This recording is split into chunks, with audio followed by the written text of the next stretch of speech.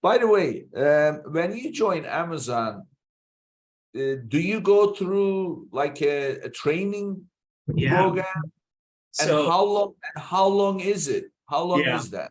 that's a very good question. So when I started Amazon, they had just started to onboard basically 30 to 50 people at a time. And so when I started, there was 2 onboarding sessions. By the time I left, there'd be 10 onboarding sessions every week, beginning at the beginning of the week. And then these people would basically go through about 3 to 4 days of meeting executives, getting their badges, kind of learning some parts of the culture.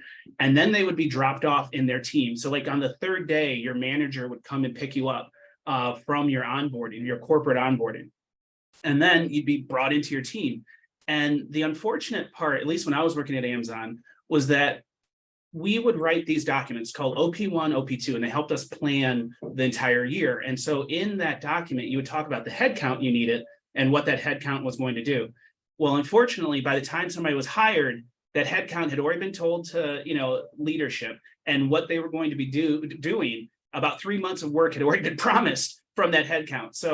So many people would come into a role and they'd be like 3 months behind, like really like within the next 2 weeks, they'd have to have some deliverables for the leadership. And so that, and that was intentional by Amazon. I think they always wanted a to-do list that was so long that you could never get through it, so that you're always constantly prioritizing, what's going to move the needle, what's going to be the big impact for the business over the next, month, 2 months, 6 months, whatever the scope is. So, and then after that, there was a wiki. So a lot of times if you asked for help, people would say, hey, did you wiki it?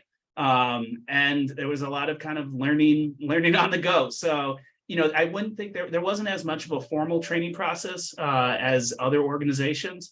And also the idea was that they were hiring what they would call fungible people. So people that could morph themselves into the particular role.